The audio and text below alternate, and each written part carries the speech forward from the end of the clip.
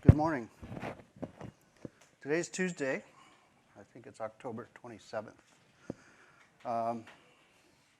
Thursday we have a midterm. The quiz will be handed back after lecture today. The mean on the quiz was 75%. Some people did really well, and some didn't. But hopefully it will prepare you for the midterm. So today I'd like to finish chapter 3. We started last week a discussion of two ways to think about intertemporal prices in a market for storable commodities. So a lot of the contracts we discuss in this class are in fact storable. The first was called the theory of normal backwardation, developed by the famous macroeconomist Keynes. This was an early theory, and it helps us understand factors that might influence intertemporal prices. So his basic argument was that futures prices are less than expected prices.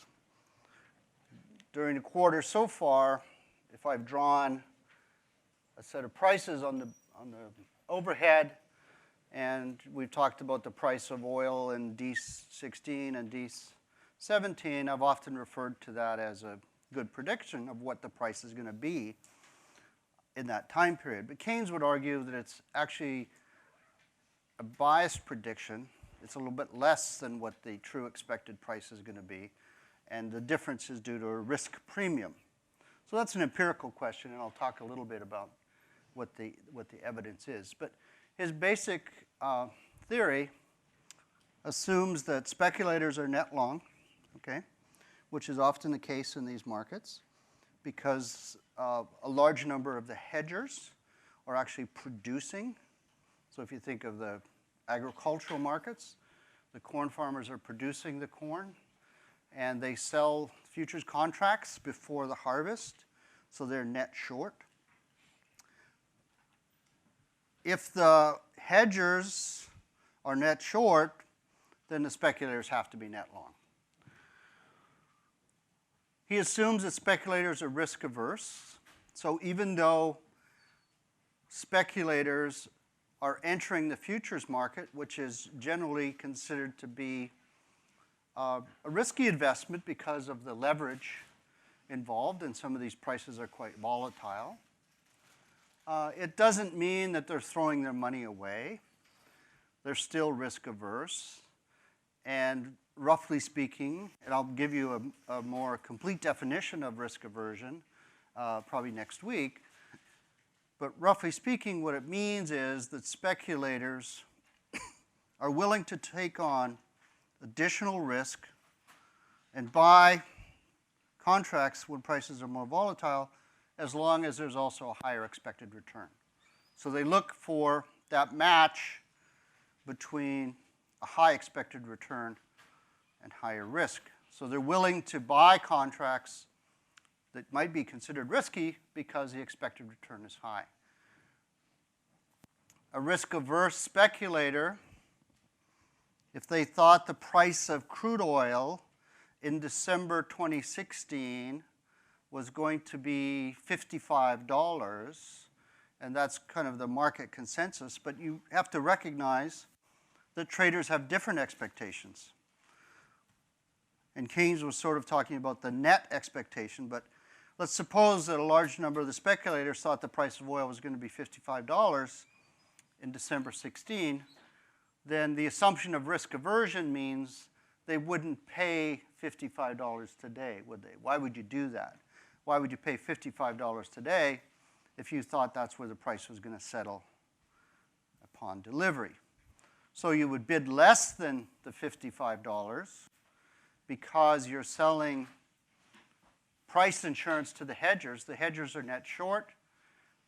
They're using the market to try and reduce price risk. The speculators are selling price insurance.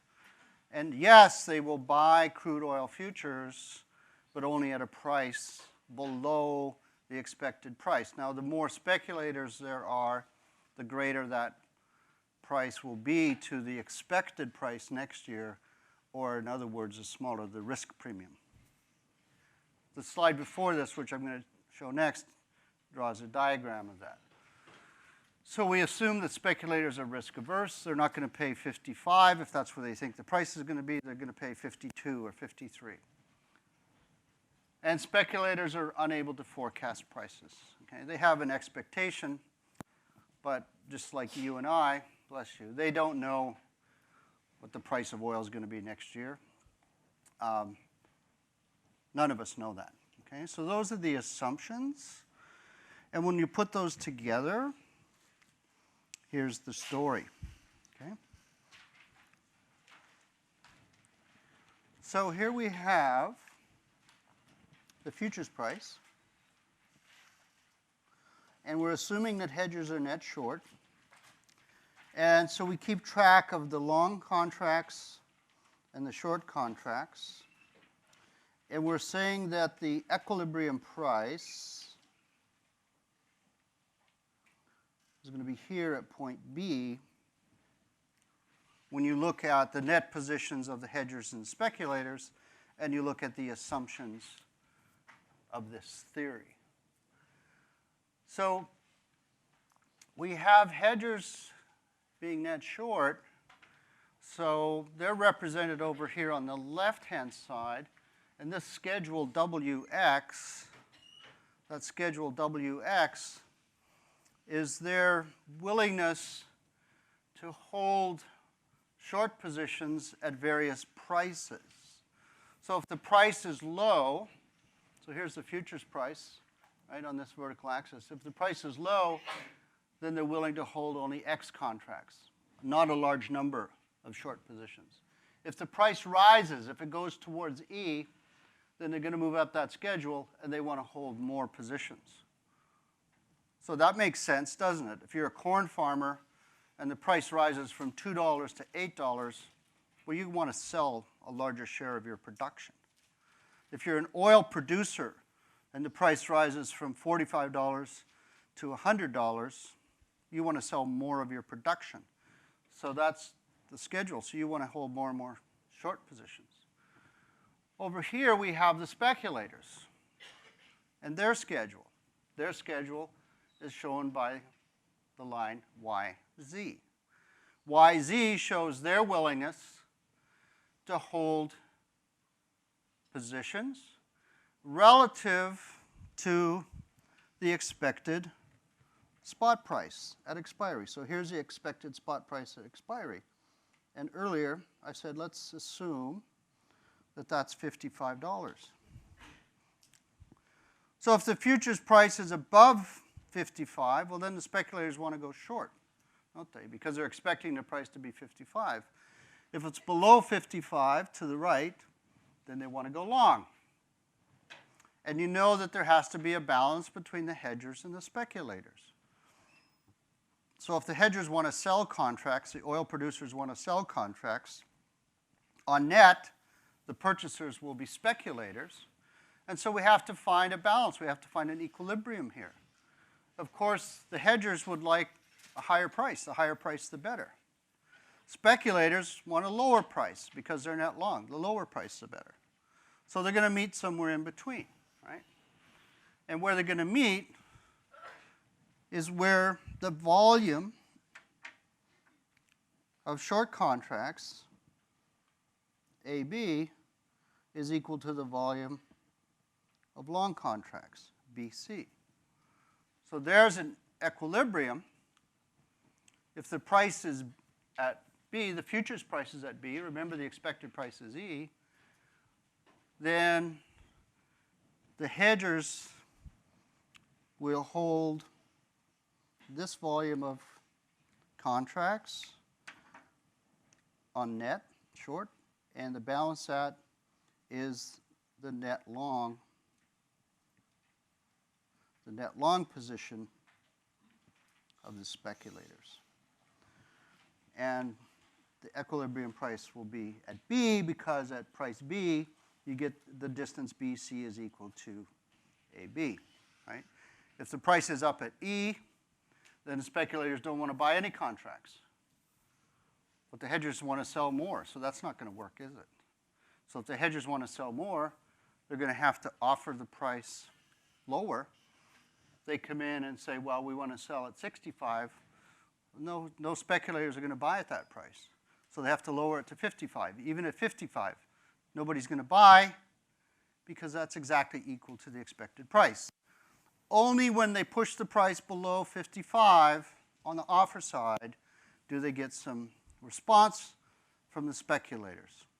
So that's the Keynes theory, and that the futures price shown in this diagram, price B, is less than the expected spot price E.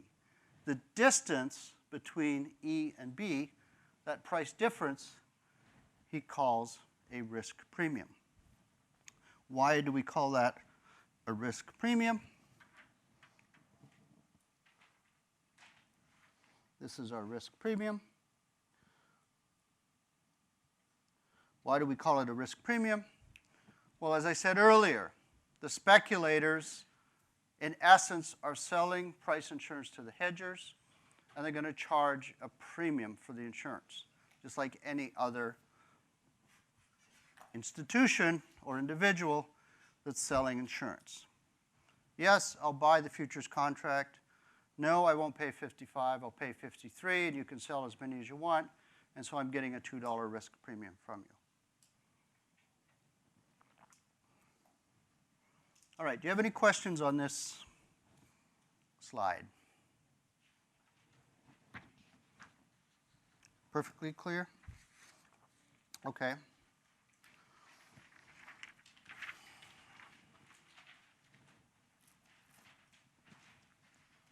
So if we look at how prices behave over time, then according to this theory, once again, if we look at our snapshot in time, here's the cash price, several days before delivery. We're going in this direction. The cash price we might expect to rise to $8 because of storage costs. This might be the soybean market. Okay? The futures price, if there is a risk premium, is going to be less than the $8. The futures price is going to be less than the $8. Here's the expected price up here. Here's the futures price down here.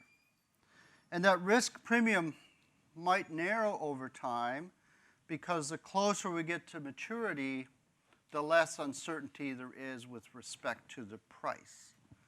So, if we're 100 days from maturity and the speculator's buying soybeans, there's a lot of uncertainty as to where that price is going to be 100 days from now. Okay, it could be $8, but on the other hand, it could be 10, or it could be 6. A lot of uncertainty. That uncertainty diminishes over time as we approach the maturity date, so we might expect that risk premium to decline. So that's part of his theory. So it's an interesting way to think about these intertemporal prices.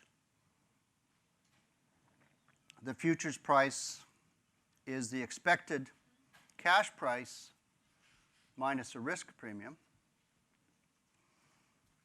So then we ask, well, how large is the risk premium? What's the empirical evidence? And the empirical evidence is that it's quite small.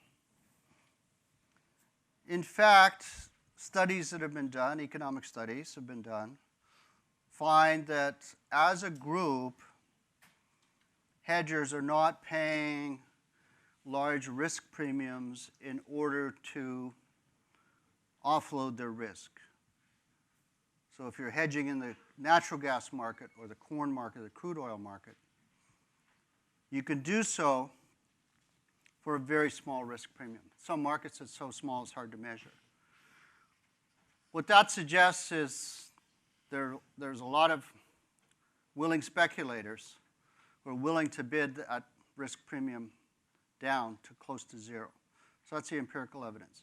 As a group, if we look at hedgers as a group, they're not paying billions or even hundreds of millions of dollars a year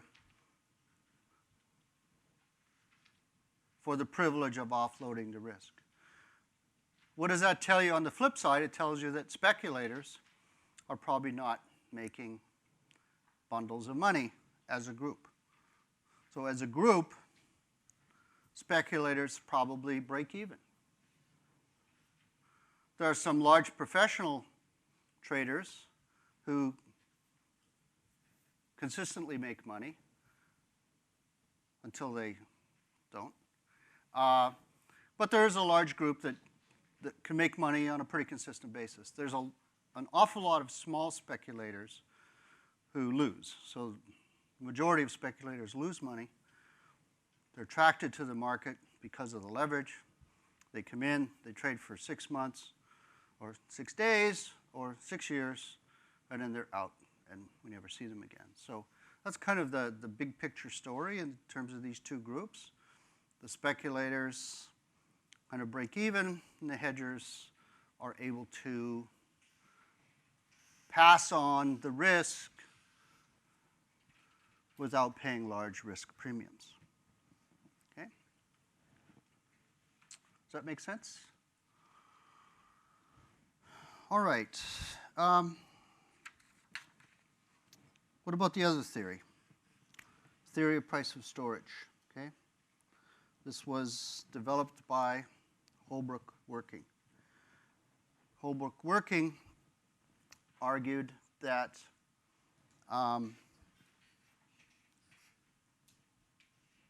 intertemporal prices, that's what we're talking about here. We're talking about, the spot price and the futures price, that's an intertemporal price. Or we might be talking about the nearby futures, and then the futures in 3 months' time or in 6 months' time. That's an intertemporal price. He did not fully accept Keynes's argument, and he said that in these markets, the price spreads, if you like, are pretty much determined by the supply and demand of storage. So that's where he came down. So he argued that the difference between two time periods, PT plus 1 minus PT. So this could be, let's say, December 16 minus December 15. Or it could be December 15 minus the spot price today. Or it could be March 16 minus Dec 15. It's a price spread. And you know that that spread can be positive. And if it's positive, we call that a contango. It can be negative. If it's negative, we say that the market's inverted, right? So we want to understand the supply and demand of storage, and we're going to start with the demand. So Working started off by writing down an inverse demand function where P is the price, P sub T, and C is consumption, C sub T. And we know from our basic economic theory, that demand curves are downward sloping, okay? That derivative is negative. Delta FD, delta CT is negative. There's an inverse relationship between price and consumption. There's no argument there. That's the basic law of demand. Then we can write this expression, P of T is equal to F of T, and we can write down an identity for consumption, and that's going to equal production in period T.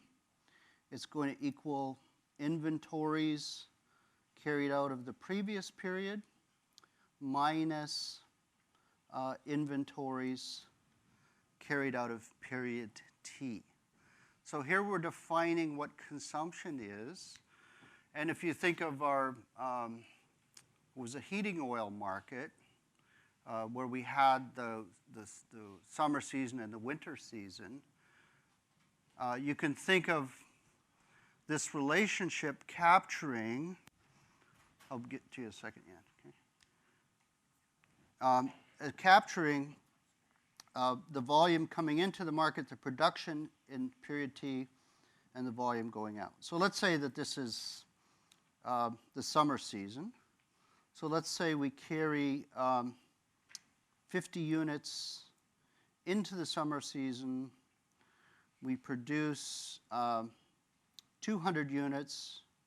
So our total supply is 250. And then I want this to be a minus sign, sorry. We carry out 100 units, okay? So if our incoming stocks are 50 and our production is 200, excuse me, our total supply is 250. Total supply is 250. And if we carry 100 units out, okay, this implies that consumption equals what? How much? Pardon? 150. Thanks, Jen. Implies consumption equals 150. So you had a question for me? It's just a function. It's just a relationship, yeah. Yeah. Could be a linear function or nonlinear. Okay. It's just that the price, we had done an inverse demand function, you've taken 100A, right? You've studied this.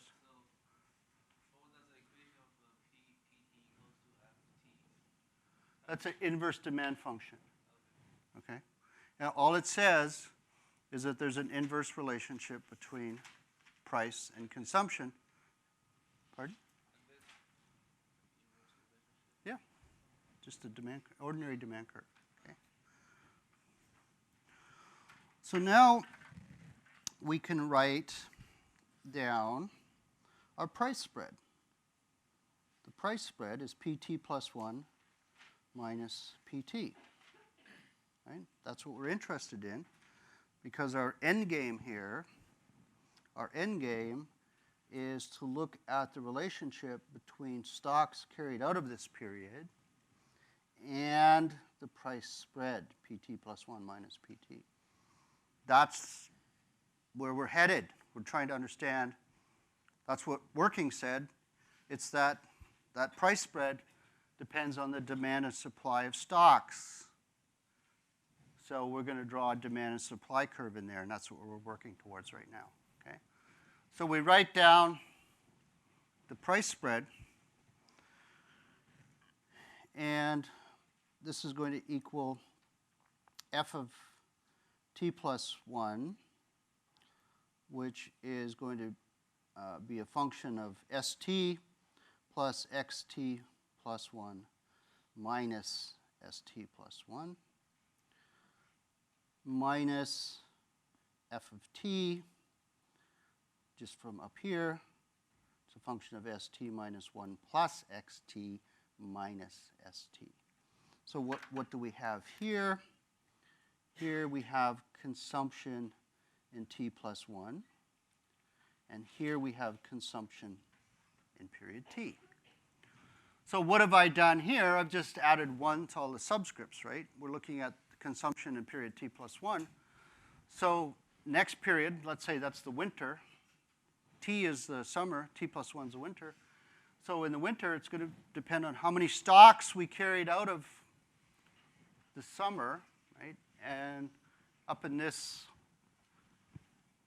empirical example, I said, let's suppose that's 100. So that would be 100. If we take 100 out of, we carry 100 out of summer, we're carrying 100 into winter. So we start with 100 units in the winter, and we've got production in the winter, whatever that is. It might be more than 200. And then we've got stocks carried out of the winter. We don't run them down to 0, okay? So that's one half of the price spread relationship. And the other half is just the consumption in period T, which happens to be the summer, right? And we define that up there. Do you have any questions on this relationship? I know it can be maybe a little confusing. You have to think about it conceptually. We're looking at the spread in prices between two distinct time periods. And we start with our basic economic theory that consumption and price are going to be inversely related. Stop me now if you have questions and you'd like me to go back and explain how I got this. Amir? You're good? He actually studied it. Good man. Okay. Yeah.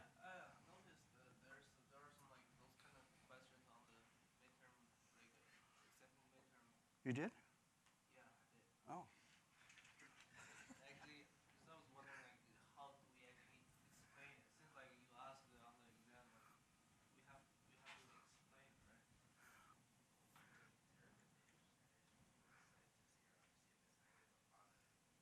Okay, let's do that.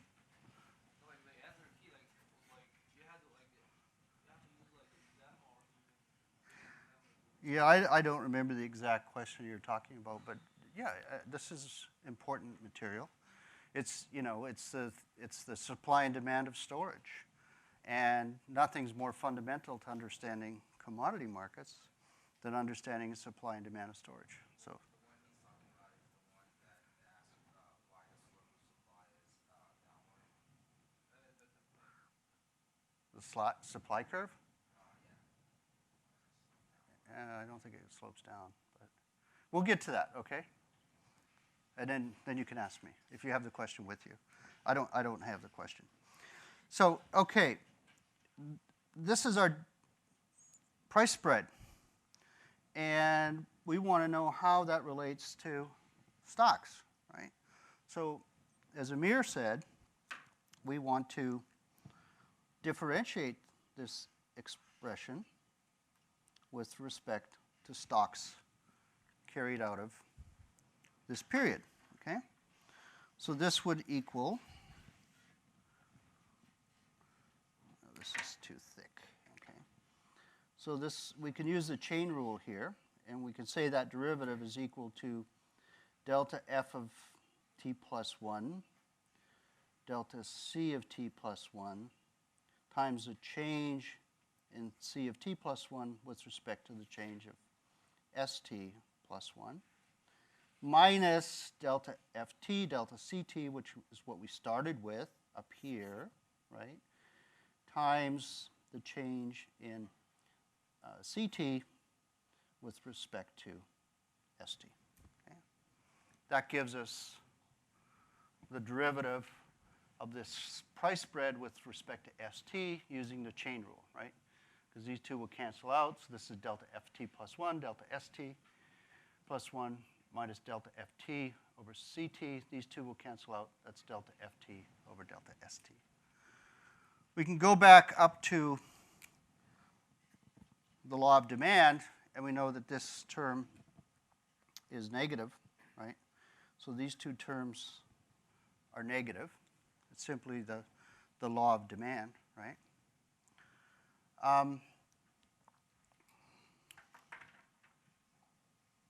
Sorry, this should be C of t, S of t, excuse me. Yeah, thank you. I've got an extra one in there. So now we simply have to ask ourselves, what's the sign on this expression? What's the sign on this expression? So if we look at this expression here, that's the change in consumption next period if stocks carried out of this period into the next period go up. So that's the change in consumption in the winter if stocks carried from the summer into the winter rise. And we're holding everything else constant.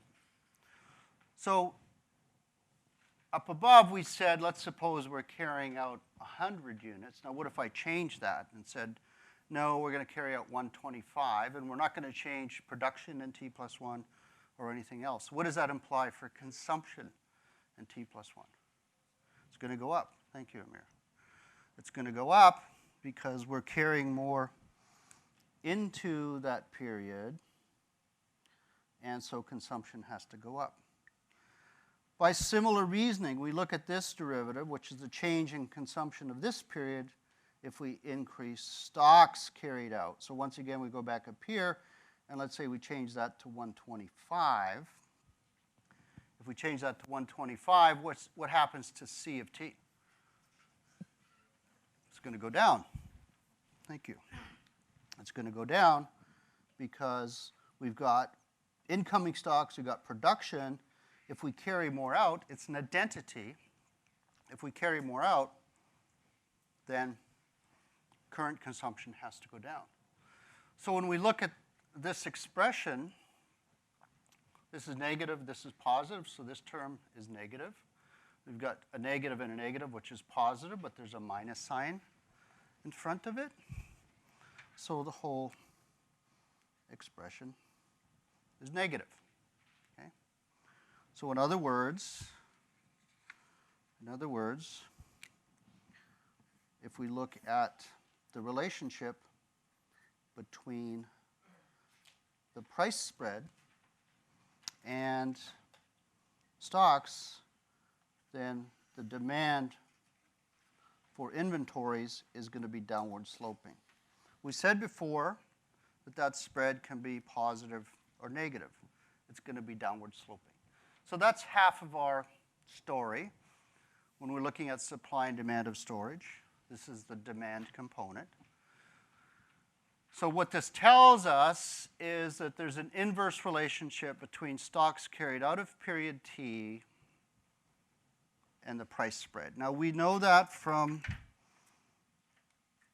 the math, and it has to do with the fact that there's a law of demand. But we can also just think about the intuition behind here. Okay, so Yen was asking about explaining it. Well, okay, let's suppose that there's a reduction in stocks carried out of this period. So this is the summer period. So, Yen, what are you doing there? There's a reduction in stocks carried out of this period, okay? What does that do to the price in period T? T is the summertime. And we're carrying less inventories out of the summer into the winter. So what does our identity say? Pardon? The price increases. We're carrying less out. So if we're carrying less out, what are we doing with it? We've got incoming stocks, we've got production, and we've got carryout. We reduce the carryout. More consumption. Kayla, right? More consumption. So if there's more consumption, how are we going to get more consumption? What do we have to do with the price? Speak up. Yeah, the price has to go down. Do you see that, Jai? Now, Kayla's going to explain it to you. So just think of the heating oil market, because we're kind of familiar with that example, right? And we know what our incoming stocks are. We know what our production is. Then all of a sudden, we change the outgoing stocks, S of T. And we reduce those. So please, explain to this lady how that works. What happens to consumption in T and therefore price in T? Well, if you're storing less, that means you're consuming more in the current period. Right. That means that if you're consuming more, the Price has to fall in order to clear that off the market. Jai, does that make sense? Okay. So we know if that's the case, if we're carrying fewer inventories out, then this price has to fall. PT is going to fall. I saw another hand up somewhere. I don't know where it was. Now let's use the same logic and ask ourselves, okay, we're carrying less inventories out of period T. Everything else is constant. What happens to the price in T plus 1? We're not changing production in T plus 1. We're not changing outgoing stocks in T plus 1. So if we're carrying out less inventories out of T into T plus 1, what happens to consumption in T plus 1?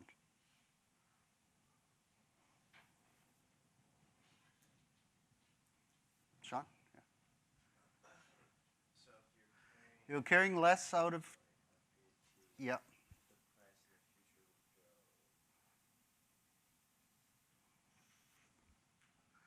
There's only two possibilities here. Yeah.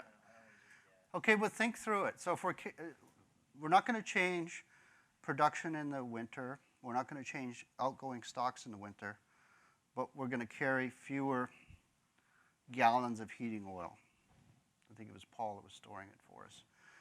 He's decided he's going to sell more in the summer and carry less into the winter.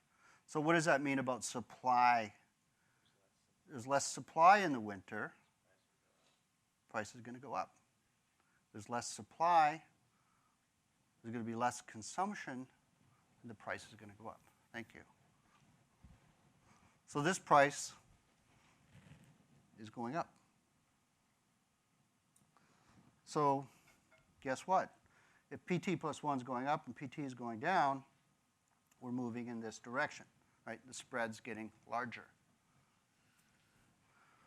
So if we have low inventories, if ST is over here somewhere, it's over here, we're going to expect a large price spread. If inventories increase, that price spread is going to narrow.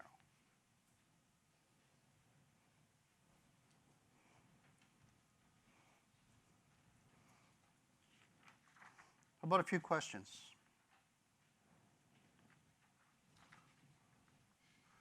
Paul. So when on that last graph there, when you were Yeah. talking about S sub t, that's in a different part of the function when you're looking at pt, or when you're looking at summer in this example versus when you're looking at winter in the other example, right?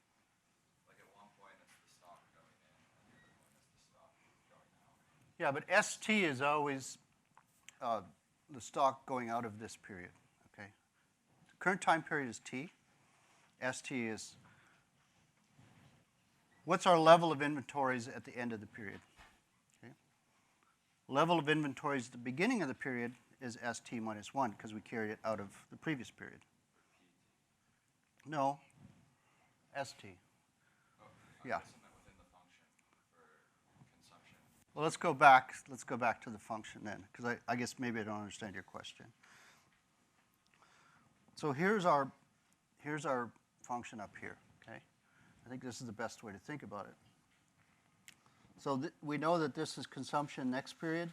This is consumption the current period, and all we're doing is we're changing ST. That's all we're doing. Right. I guess I meant like within each of those things, it's like stocks at the beginning of period T, production during period T, and stocks at the end of period T. And so I guess what I was asking was just trying to clarify that ST on the other graph goes into different groups. There's CT plus 1, so I don't know. Yeah, I don't understand your question, Paul. But let's go back here and try to. I'm going to try to understand what you're asking me. Okay. Yeah. So this is the current period, and price depends on current consumption, or consumption depends on price. However you want to look at it. I'm writing it down the inverse way. And obviously, how much we consume depends on how much we carry out, right? If you fill up you're the guy with the heating oil. If you fill up all your facilities, then we're consuming less this period because you hear there's going to be a really cold winter. So you start buying up oil, heating oil, you drive up the price, you put it in your storage facility, right? So ST goes up. ST goes up. CT goes down, right? And the price of period T goes up because you're bidding the price up, yeah. Then you dump it into the next period, okay? Consumption in the next period is going to go up, right? And that's over here, where you bring it in to that next period. I don't know if I answered your question or not. It makes sense, and it makes sense when I think about it. Yeah. But then when I think about it mathematically, I'm sort of reminding myself that, like, oh, the ST on the right and the ST on the left are actually kind of different variables, only in the sense of time. And in one sense, it's coming at the end. Right.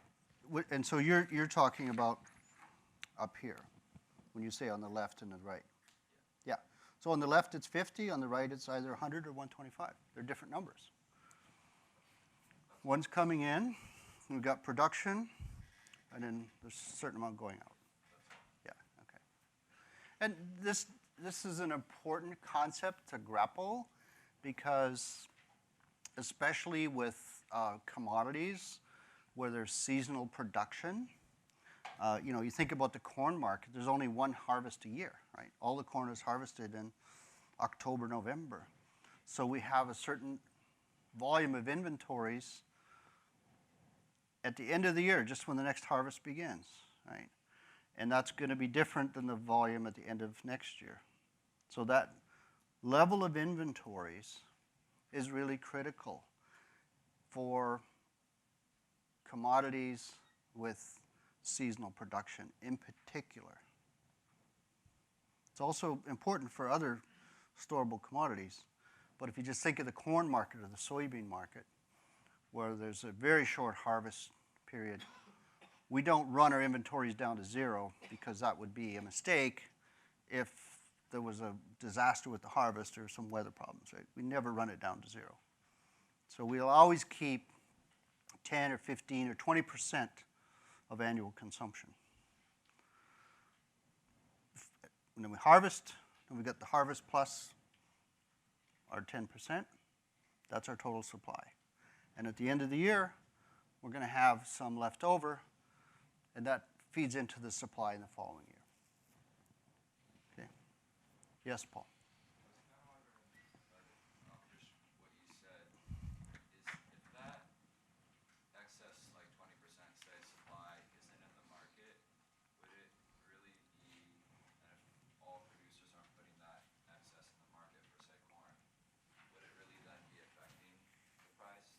Yeah. Will it, so Paul's question, if they're not putting it in the market, will it really affect the price? Yes, it will, because it's there. It's part of supply, right? And what did we say when we looked at when the market goes into backwardation? What's the market telling you? What's the return to storage if it's in backwardation? Negative. So what's it telling you?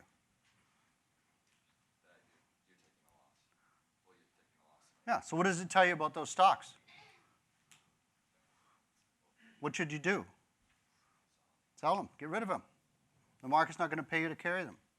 So those inventories can flow into the market just like that if somebody decides to open the spout. So absolutely, they're important because they're overhanging everything. They can be held back or they can be put on the market. And that's why this price spread is crucial, because it sends a signal as to what to do with those stocks.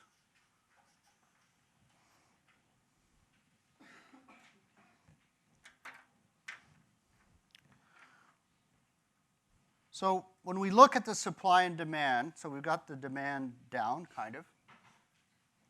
Is there a question in the back? Yeah.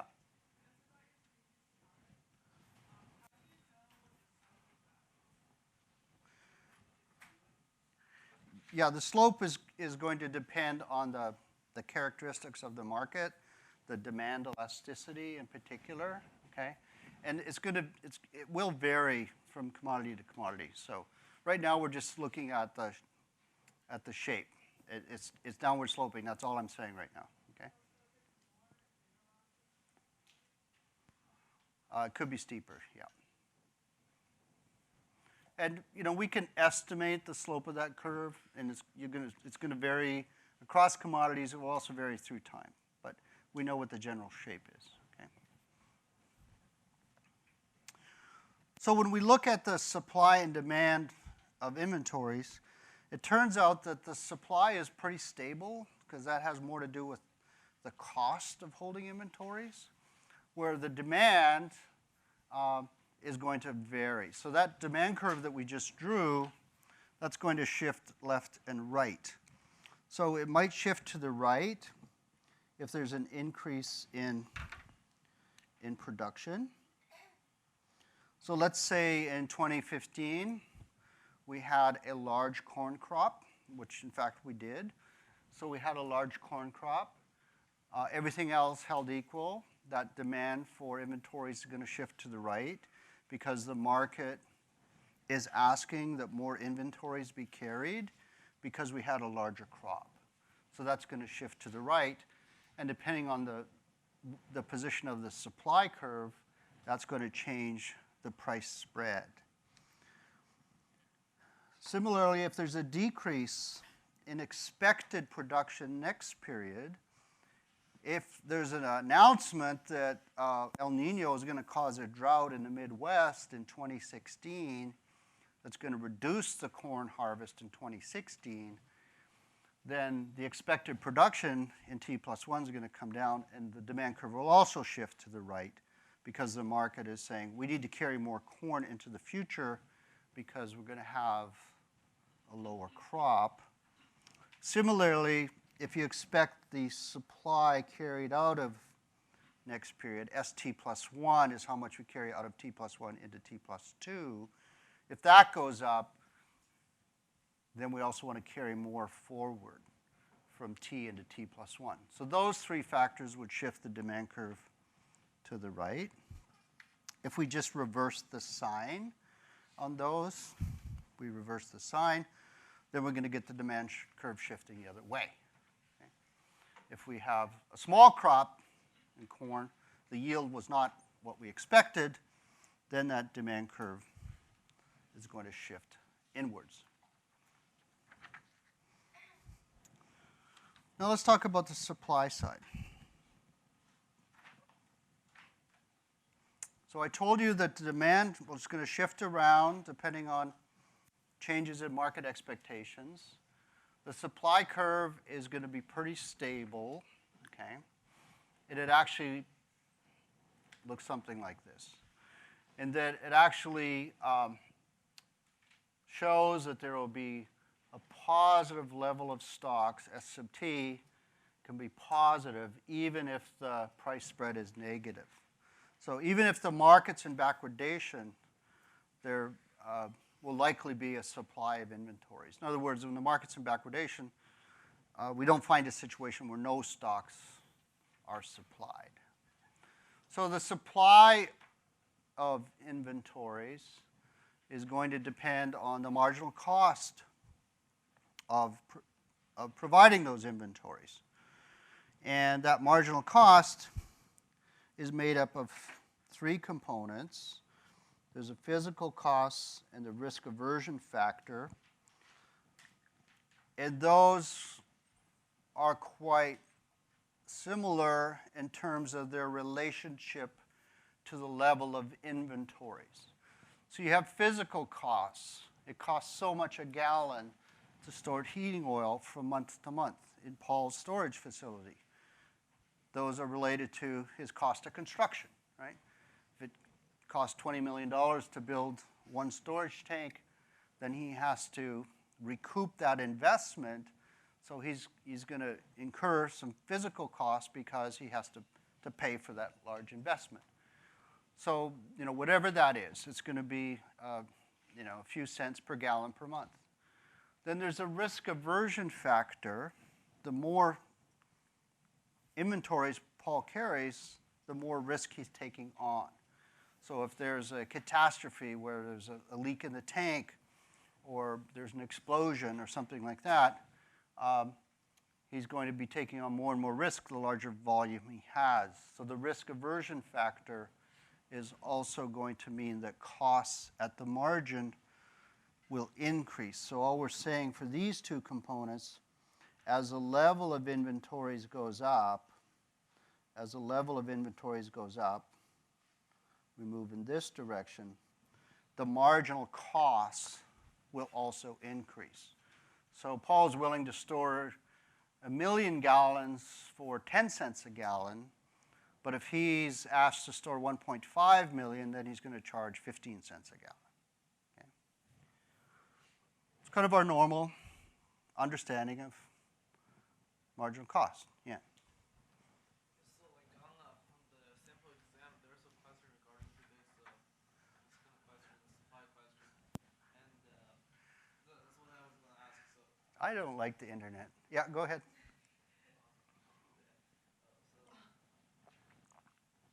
like, is there any difference in the graph between the physical cost and the risk averages? Is there any difference? Yeah. Yes, there could be. It could be the same, it could be different. It depends on the commodity, Like right? on the exam, if you take a look, so like for the first two graph on top, like is that okay? Maybe just switch the name. Yeah, I'm not going to ask you whether it's 12 cents or 15 cents. What's important here is the shape, okay? What's important is the shape. Obviously, they're going to change depending on the interest rate. If Paul's paying 2% on his facility, his costs are going to be lower than if he's paying 10%, right? The risk aversion is going to depend on what's the risk of spoilage, the commodity, you know? It's going to be more expensive to store corn than it is crude oil because the corn can spoil. So the shape is what's important, okay? So those are the first two components of cost. And what we're doing is we're taking 1 plus 2 plus 3, and that gives us the supply curve. So why does it have this odd shape? Well, it's this component down here called marginal convenience yield. And marginal convenience yield is really high when stocks are low. And it turns out that marginal convenience yield is a negative cost. The example I use in the book is a large brewery in Missouri that has a very large share of the U.S. market for beer. They produce all of their beer from barley. Barley is grown in Montana, North Dakota, Minnesota. That's an area where the weather can be iffy, right? It's not like California where it's sunny every day. You never know what the weather's going to do in Montana. So if you're growing barley there and you have a hailstorm or a rainstorm, it's going to affect the quality, and Mr. Bush is not going to be happy with the beer, right? So that's an important input. If you go visit their facility, you'll see they have these large silos where they carry large inventories, up to 1 year's needs they carry. So there could be a total crop failure in Montana and North Dakota and Minnesota, and you can still buy Budweiser. So rest assured, it's not going to be a problem.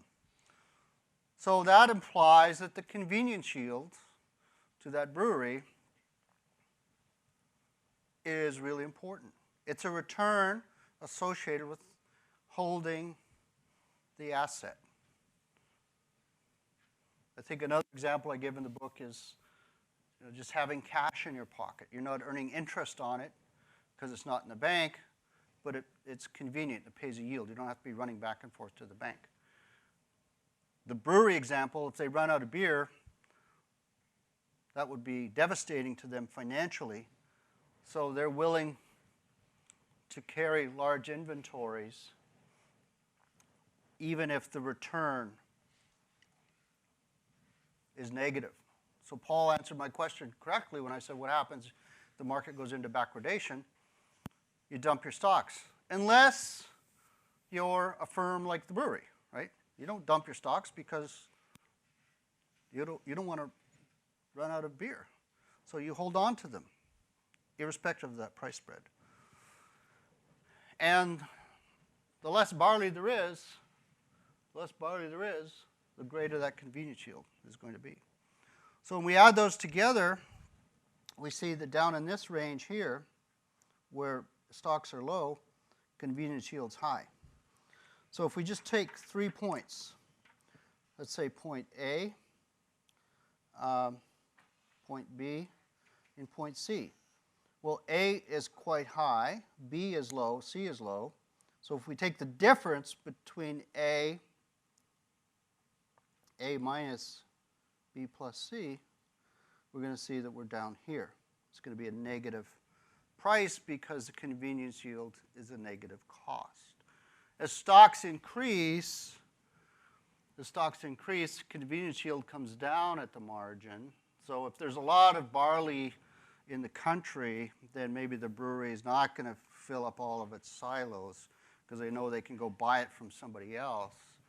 Then that convenience yield is going to come down, and then those other cost components, B and C, are going to be increasing, and they're going to play a greater role. So hence we get this supply of storage. And we match that up against the demand for storage, and that's our equilibrium. We see here's our supply curve. It's pretty constant. The demand curve, you know, is going to shift around. I said it might shift to the right if we have a big harvest. If we have a big harvest, it's going to shift to the right, which means that the level of inventories is going to expand. We're going to go from here to here, and the price spread will also expand. So the spread is a function of where that supply and demand meets. So when we look at these markets, and we see, you know, the market going from contango to backwardation, if it's in backwardation, well, then the demand curve must be over here, because then we have an equilibrium where the spread is negative. So if we're in backwardation, that usually means the stocks are quite low. Yes, Jan? Can we go back to the last slide? Sure. And actually, I was just wondering, like, how could it end up being negative? Like, how could the A minus B plus C end up being? Because this is a negative cost.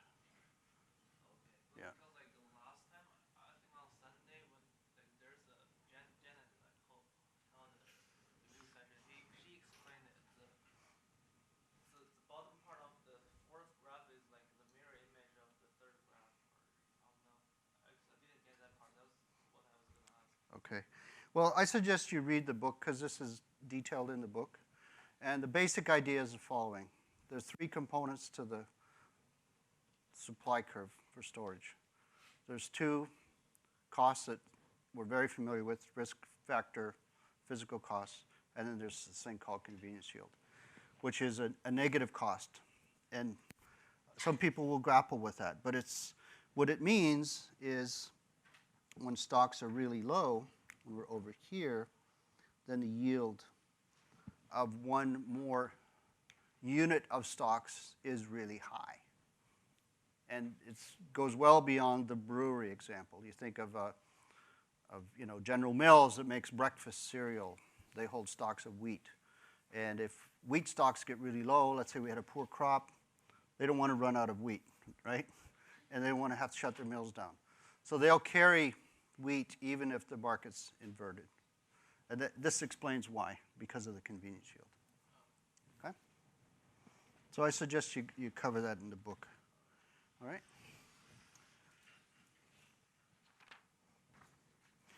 So here's just a mathematical representation of convenience yield. If we write down the relationship between the futures price, which is over on the left-hand side, that's futures price at time t for delivery in time capital T. So little t could be October, and capital T could be December. And that's going to equal the storage costs of carrying it, which will depend on the interest rate.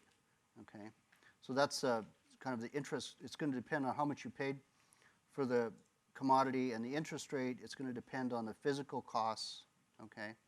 And then something called convenience yield, where convenience yield is a negative cost. So we could just rearrange that expression, and if the futures price is less than the spot price plus full carry costs, then that implies there's a convenience yield. And that convenience yield can be really high if stocks are really low. Okay? So this is also covered in Chapter 3. So let me jump into the basis. I've got a few more slides here before we close out Chapter 3. So now we know how futures markets work. We know who trades them. We know quite a bit about different markets. We've studied how prices are determined for the same commodity at 2 points in time, and that's pretty much what we just talked about, the supply and demand of storage. And now we're working our way towards hedging. You know, I have to go through financial futures and technical and fundamental analysis, and we talk about hedging. And hedging is a big part of this course, and at the very end, on the final exam, there's going to be a question that asks you about hedging with futures versus options, and so that's kind of the end game. An important factor in all of this is the basis. When I've talked about the price spread, PT plus 1 minus PT, that's for the same location. Okay? That's in Cushing, Oklahoma, or it's in Chicago. It's the same location. But in fact, the basis reflects the difference between a futures price and a spot price for any location. It could be Chicago, it could be Stockton, California, it could be Fargo, North Dakota. So let's just start talking about the basis. What is the basis? The basis is the futures price minus the cash.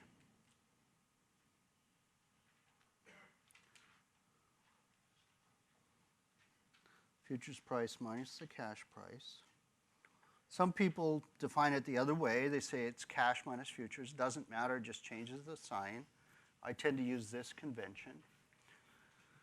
So even if we think about the same location, and we looked at a diagram that looked a little bit like this a while ago, even if we look at the same location, so this could be Chicago, the futures price, let's say there's very little risk premium for soybeans, the futures price is $8. Well, the cash price in Chicago, 100 days from delivery, is probably going to be less than $8 because of storage costs. So the basis reflects storage costs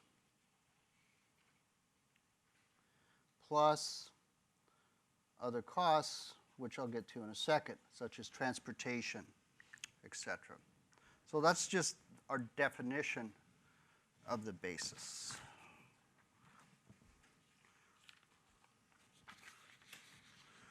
So I think I've explained this kind of already, in that the basis can be defined either way. It doesn't really matter. And the basis is important because it's much more stable than the price itself, for the simple reason that cash and futures prices tend to move in the same direction. So if we're looking at the price of corn in Stockton and the price of corn in Chicago futures, obviously there's going to be a price difference because Stockton is importing corn from the Midwest, so the price of corn in Stockton is going to be higher than it is in Chicago.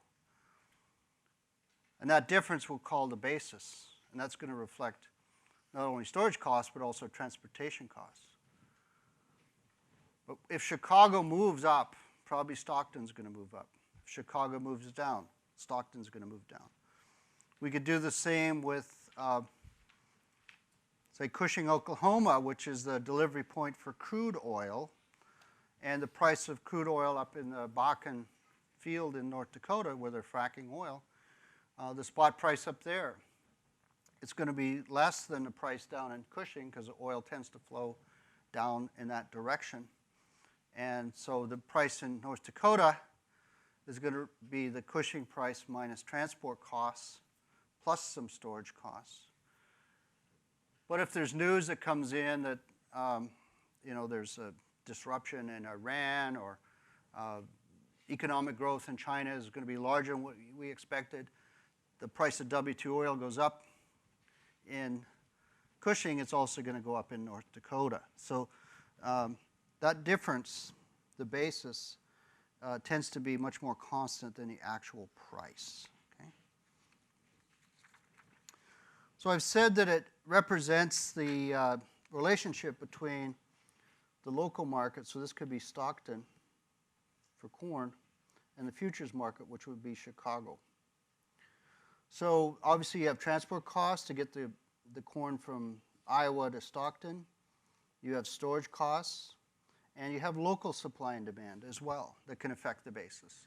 So the market in Stockton is going to reflect how much corn are the dairies demanding, or there's an ethanol plant out here. They're buying corn too out of the Midwest. So all those factors will be reflected in the basis. The basis can be negative or positive. I told you can write it either way. So if it's futures minus cash, then it's going to be negative in Stockton because the Stockton price is above the futures. Right? If it's futures minus cash, it's going to be positive in parts of the Midwest because the cash price is less than the futures because the corn is going to move towards the river system, which is south of Chicago. And the basis is relatively stable. So let's look at some basis numbers.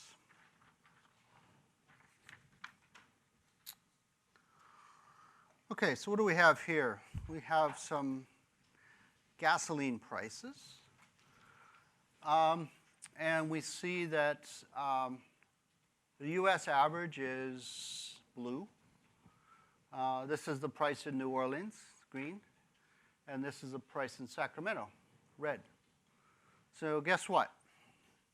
We're paying a higher price for gasoline in California than we are in New Orleans. So why do you suppose that might be? Does anybody have any idea? Pardon? Larger demand, transportation, maybe environmental regulations, could be taxes, okay? It's all these factors. But yet you look at the price relationships, and they tend to be kind of constant. We're paying a higher price, but it tends to go up and down with the rest of the country, okay? So back in summer of 2014, we're paying $4.14 a gallon. And now, I guess it's less than 3, right? I buy diesel, so diesel's less than gasoline now. So why has that come down? Why has it come down from $4.14 to $2.97? Fracking. What else? Regulation has brought the price down?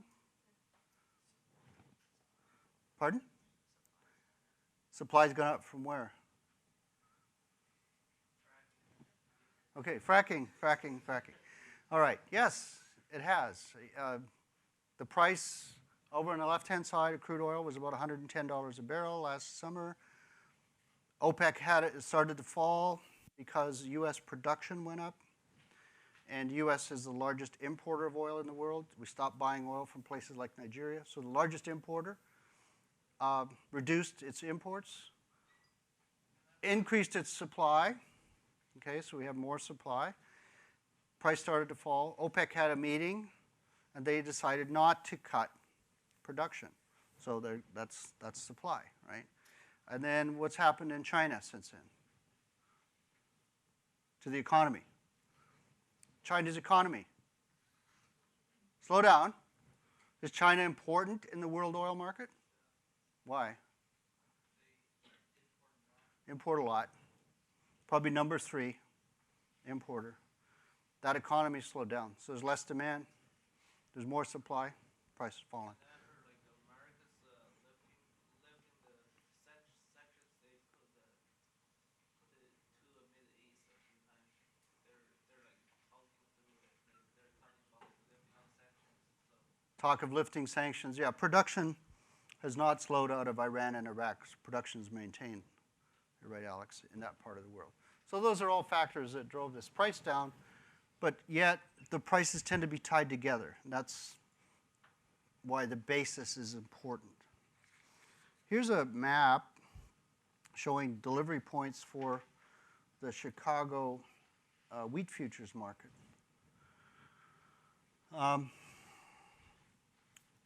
And it helps us kind of conceptualize the basis. So there's a lot of different delivery points on Chicago's wheat futures market. Okay? They tend to be concentrated up around Chicago in the Great Lake region, but also that wheat flows south, okay, along the Mississippi River. So Memphis is even a delivery point. So all the wheat's coming in this direction to go overseas. So you're going to see the highest price here. This is going to be the highest price. And this is going to be probably the lowest price up here because the wheat is flowing in this direction. So the prices will be related. That difference is going to be due to transport costs and storage costs. But all these markets are tied to one another. So on any given day, if the price is up in Chicago, it's also going to be up in these other regions. Here's a table that's almost impossible to read, but it shows the movement of corn and wheat. So, you know, most of the corn and wheat is growing here, as you know, in the Midwest, right? And there's a little bit that moves through the Great Lakes, but not much anymore. There used to be. But that's why we have those central markets up here, because it used to move out of the Great Lakes. Now it comes down here to the Gulf. That would be corn, wheat, or soybeans. It comes down here to the Gulf. Or it goes that way to the Pacific Northwest, out to Portland. So if the markets are booming in Japan and China, it's going to draw the commodity out through the Pacific. If the markets in the Middle East or Africa are booming, it's going to draw it through the Gulf. So if you look at the price spreads, you know, you're going to have low prices up here. Let's say in corn it might be $3, where down here it's going to be $3.40, reflecting the additional transport costs. But if the news changes regarding supply and demand, these prices are all going to move up and down together. Here's a graphic of the basis in Iowa. This is a map of the state of Iowa. And this shows how many cents per bushel corn is under Chicago, okay? And so in the western part of Iowa, prices were maybe 40 cents or 35 cents lower. But if we get over to this part, prices are only 10 cents under Chicago. So the prices across the state of Iowa change depending on where the corn is flowing. And you see these little spots here where the basis is relatively small. In other words, the price is almost equal to Chicago. And that would represent ethanol plants. Okay, so the ethanol plants, if they're buying corn from a certain region, they have to bid up the price, and they have to pay a higher price to draw it into their plant.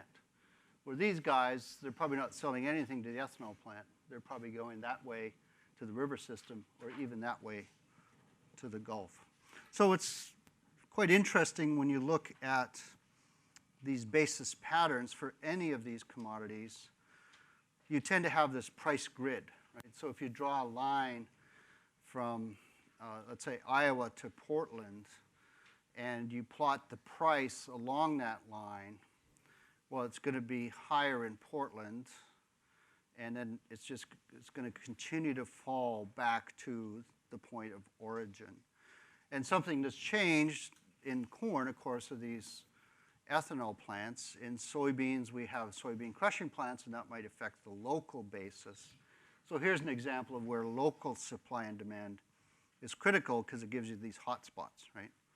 So in that case, that kind of dominates the other factors that pull this commodity towards the river system. So we'll get into the basis in greater detail once we get into the hedging chapter, but that pretty much covers chapter 3. I sent you an article this morning